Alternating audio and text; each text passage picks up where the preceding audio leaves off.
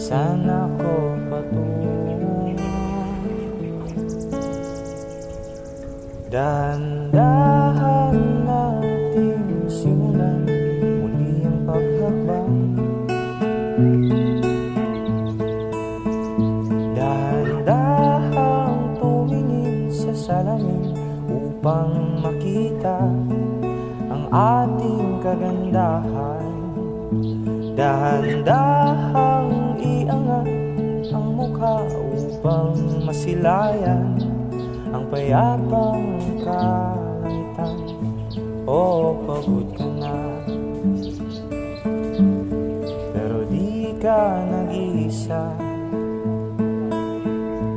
kaya't lumaban ka at sabihin